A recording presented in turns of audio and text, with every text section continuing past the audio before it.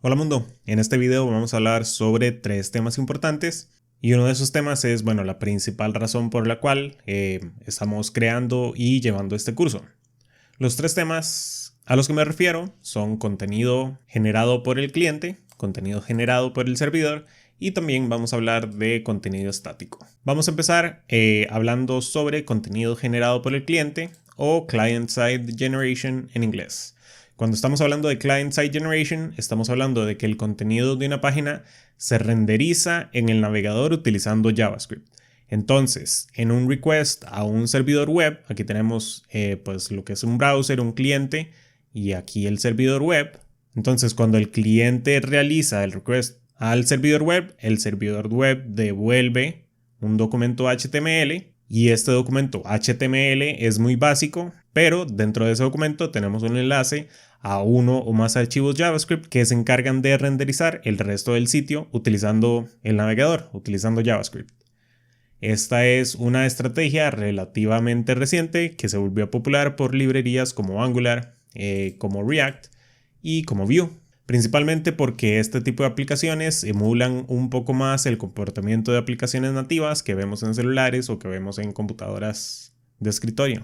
Vamos a mostrar como ejemplo la aplicación que creamos en nuestra lista de reproducción de introducción a React. Es una lista de tareas en la cual aquí podemos agregar tareas. Las tareas se agregan a la lista, las podemos marcar como completadas, las podemos eliminar y sí, básicamente eso. Entonces lo que voy a hacer es voy a hacer clic derecho aquí en el navegador y voy a inspeccionar un poco el DOM. Vamos a explorar un poco todo el documento HTML que tenemos. Aquí vemos que tenemos pues la etiqueta del body. Dentro de la etiqueta body tenemos un div con ID de root. Dentro de ese div tenemos otro div con clase de app. Y tenemos otro div aquí adentro, un título, una lista no ordenada de elementos. Y cada elemento, con sus iconos, con su título, etc. Entonces este documento que tenemos acá, o todo el DOM que tenemos representado acá en los Developer Tools, es básicamente lo que nosotros vemos en la aplicación. Pero vamos a hacer algo diferente ahora. Voy a hacer clic derecho de nuevo y voy a hacer clic en esta opción que sale acá, que dice View Page Source o ver la fuente de la página. Entonces, si hacemos clic, vamos a ver aquí, pues básicamente un documento HTML y vamos a tener también la etiqueta de body. Vamos a tener aquel div que vimos con ID de root, todavía lo tenemos por acá. Pero dentro de este div no tenemos absolutamente nada más. No vemos este div que tenemos aquí anidado, no vemos un H1, no vemos una lista no ordenada. ¿Por qué? Bueno, esto es porque por defecto Create React App, que fue la herramienta que utilizamos nosotros para crear esta aplicación, genera aplicaciones web que son renderizadas por el cliente. Este es el tema que estamos tocando en este momento. Es contenido generado por el cliente. Entonces, este documento que nosotros vemos aquí en la fuente de la página es exactamente el documento HTML que nos devolvió el servidor cuando hicimos el request, cuando hicimos la solicitud.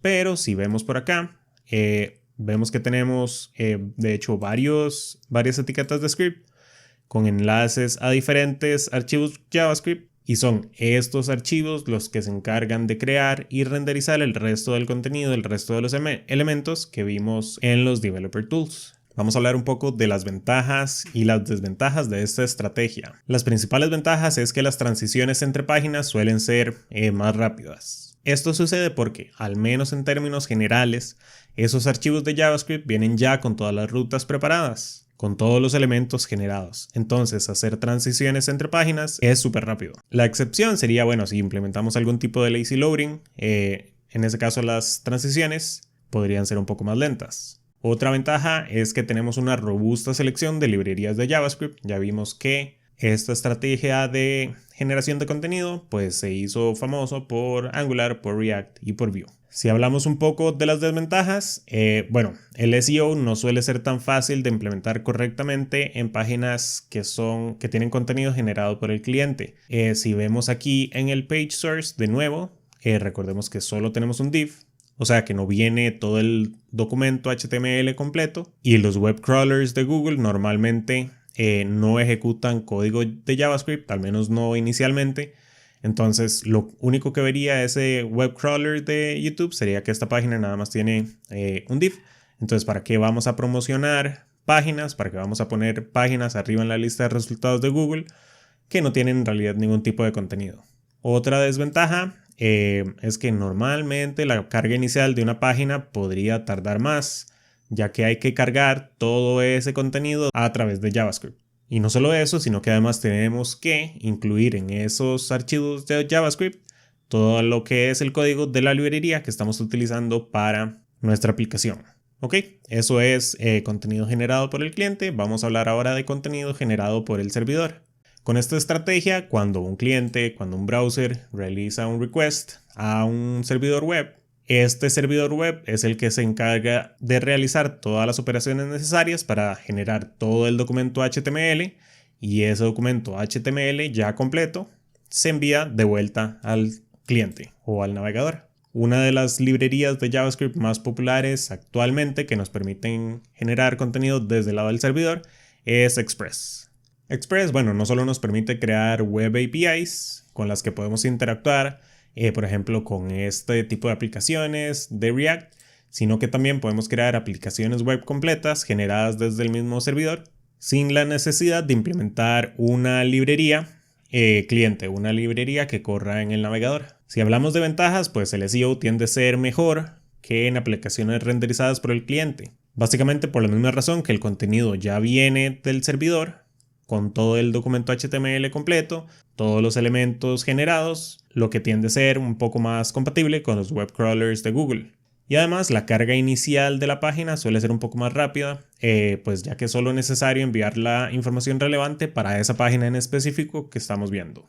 Pero si hablamos de desventajas, bueno, vamos a tener la primera, que a pesar de que la carga inicial de la página generada desde el servidor tiende a ser más rápida, pues las llamadas subsecuentes van a tender a ser más lentas, porque lo que no se cargó al inicio en la primera llamada, en algún momento se va a tener que cargar. Y además, pues cada una de esas llamadas genera carga en el servidor, por lo que potencialmente podría incrementar costos cuando estamos hablando de hosting, o podría afectar la experiencia de otros usuarios en momentos de alta demanda. Y ahora pasemos a hablar del tercer tema, que es contenido estático o Static Site Generation, generación de contenido estático. Cuando estamos hablando de contenido que es generado estáticamente, bueno, la estructura de ese documento HTML no la genera ni el cliente ni la genera el servidor. En este caso, el documento HTML al que hacemos request desde un cliente, desde un browser, pues es devuelto a ese cliente exactamente como lo subimos al web server. Ese documento HTML, bueno, se creó ya sea completamente manual, que nosotros creamos un index.html, por ejemplo, y generamos todo el contenido en ese mismo archivo. Hacemos enlaces a CSS, hacemos enlaces a JavaScript, o podemos utilizar alguna librería de Static Site Generation como Gatsby.js. Las ventajas es que, los sitios estáticos en realidad tienden a tener lo mejor de los dos mundos. Primero, que los requests al servidor son mucho más rápidos, porque lo único que tiene que hacer el servidor es servir el documento ya creado. No tiene que realizar ninguna operación en esta etapa del proceso. Por otra parte, el SEO también es positivo porque ya toda la estructura del HTML está creado, y también son económicos de hostear porque, de nuevo, solo estamos sirviendo archivos estáticos y se puede utilizar servicios como Netlify o como Amazon S3. Cuando estamos hablando de desventajas de contenido estático, bueno, por ejemplo, si el contenido de la aplicación viene de un CMS como WordPress, como Drupal, entonces actualizar el contenido probablemente requiera la participación de un desarrollador en vez de que un usuario lo haga por su propia cuenta. Por ejemplo, si un usuario tiene un blog y crea un post nuevo, ese post no va a estar disponible como contenido estático hasta que se vuelva a construir toda la aplicación, tomando en cuenta esa nueva ruta o ese nuevo blog post, ya sea manualmente o por alguna acción automática. Esto es un poco de la teoría. Vamos a escribir un poco de código para entender varias cosas de las que hemos hablado, y de una vez vamos a aprovechar para introducir el API que vamos a utilizar. Este es el API que vamos a utilizar en nuestra aplicación. Aquí está la URL. De todas maneras, yo lo voy a dejar en la descripción del video. Como ellos dicen, JSON Placeholder es una API falsa pero es extremadamente útil para realizar pruebas y para realizar prototipos. Y bueno, esto es lo que estamos haciendo pruebas, un prototipo. Esta es la API que vamos a utilizar. En este video lo que vamos a hacer es crear un poco de contenido generado por el cliente para terminar de entender este concepto. Entonces, si bajamos un poco más en la documentación de la API, vamos a ver que podemos hacer requests a diferentes rutas. Entre ellas vemos una ruta de posts y una ruta de usuarios, que casualmente, bueno, estas son las rutas que nosotros tenemos por acá. Entonces vamos a empezar haciendo un ejemplo con la ruta de posts. Voy a empezar a cerrar un poco aquí de pestañas. Algunas de esas pestañas serán con referencias para apoyarnos en lo que estábamos hablando. Ok, entonces aquí tenemos la aplicación que estamos desarrollando en este curso. Si navegamos a la ruta de posts, vemos que tenemos pues aquí el título de la página. Recordemos que eso lo habíamos hecho aquí con el componente de title. Y si vemos el page source de esta página, bueno, vamos a ver un montón de información que no está ordenada, pero bueno, este es nuestro documento HTML. De hecho, aquí podemos ver la etiqueta de body, y si hacemos una búsqueda con posts page, aquí lo vamos a encontrar. Entonces aquí está el H1 con post page. Otra cosa que no mencioné antes es que por defecto, y si no me equivoco, Next.js en este momento, el contenido que se crea es contenido estático. Para utilizar Server Side Generation, bueno, hay que utilizar unos hooks específicos y los vamos a hacer próximamente en el siguiente video. Por ahora, volvámonos a enfocar a Client Side Generation en la ruta de posts. Entonces, de nuevo, aquí está el H1. Lo vemos en el page source, perfecto. Y lo que vamos a hacer es, ahora sí, dividir esta pantalla un poco más para el otro lado. Cerramos esta otra pestaña y abrimos el archivo index.js de nuestra ruta de posts. Entonces, dentro de este componente de post, vamos a hacer una llamada al endpoint de posts del JSON Placeholder API y vamos a renderizar esa respuesta en una lista. Entonces, empecemos por agregar un hook de useState donde podamos almacenar esos posts. Entonces vamos a decir const posts y setPosts es igual a react.useState, y por defecto posts va a ser un arreglo vacío. Yo sé que no hemos tocado el tema de hooks en React en este curso y lo voy a explicar rápidamente. Pero si les interesa una lista de videos o un curso donde veamos un poco más a profundidad los hooks de React, háganmelo saber ahí abajo en los comentarios. Estos hooks en específico no los vamos a ver más en el curso y por eso lo voy a repasar nada más rápidamente. Aquí estamos entonces declarando dos variables, una variable de posts y una variable de setPosts. Posts es la variable donde vamos a guardar esa respuesta a los posts, y setPosts es una función que nos va a servir para cambiar el valor o para asignar nuevos valores a la variable de posts. Estas dos variables son las que nos devuelve una llamada a react.useState, y esta llamada a esta función le podemos asignar o le podemos pasar un parámetro. Ese parámetro que le pasamos es básicamente el valor por defecto que va a tener nuestra variable de posts. Ya con esto tenemos el hook de useState. Ahora vamos a crear otro hook que esta básicamente va a ser una función que solo va a correr cuando carga nuestro componente por primera vez. Entonces vamos a decir react.useEffect. React.useEffect toma dos parámetros. El primero es un callback. Esta es la función que va a correr cuando este efecto corra.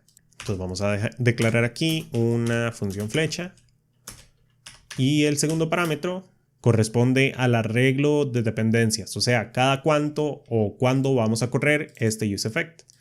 Entonces es un arreglo de dependencias. Si yo lo dejo vacío, este efecto solo va a correr una vez cuando cargue el componente.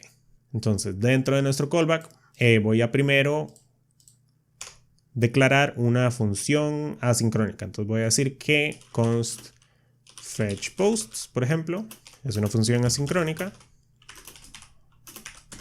Y esta función lo que va a hacer es, bueno, vamos primero a crear una variable que se llame response o nada más res, es igual a await, y vamos a decir fetch, y aquí vamos a poner la URL del endpoint de posts, que yo la tengo por aquí en la otra pantalla, Entonces la voy a copiar y pegar, pero aquí está.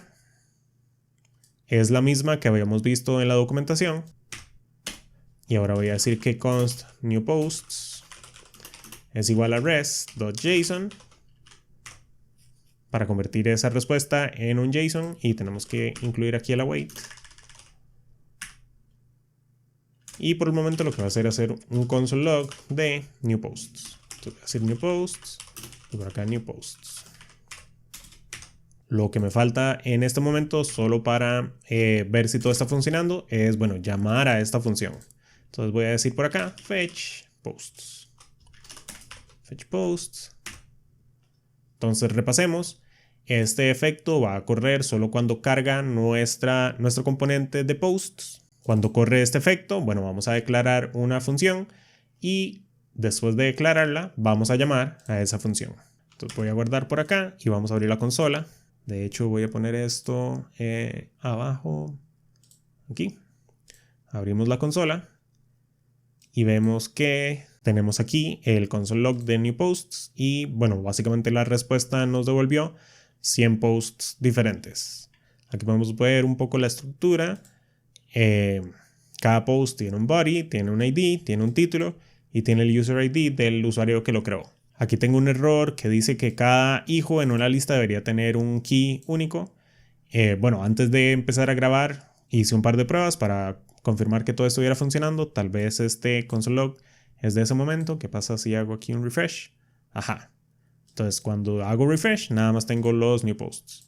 Entonces estos new posts son los que yo quiero guardar aquí en la variable de posts. Eso lo hacemos llamando a setPosts con new posts.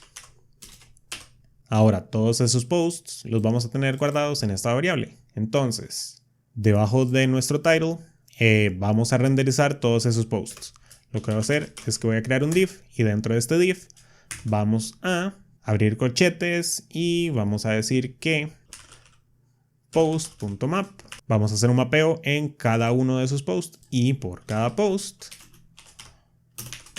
vamos a devolver el siguiente JSX. Vamos a devolver primero un link de Next.js. Entonces aquí utilizamos el auto import para que nos importe automáticamente el componente de link. Y todos estos links, o bueno, todos estos enlaces van a ser enlaces dinámicos. Entonces, como aprendimos en un video anterior, cuando estuvimos hablando de rutas dinámicas y del componente de link, necesitamos agregar el prop de href y también el prop de as. ¿De acuerdo? Entonces vamos a cerrar esto y vamos a decir que href es igual a la ruta de posts y ID. Entonces, href nos está haciendo referencia a este archivo que tenemos por acá. Y as, vamos a decir que es la ruta de posts y el post en específico va a ser por post.id. Entonces, sí, post.id lo ponemos por acá. Ahora, dentro del link, recordemos que la sintaxis es que necesitamos agregar un anchor tag y dentro de este anchor tag vamos a ordenarlo un poco. Dentro de este anchor tag vamos a tener un h3.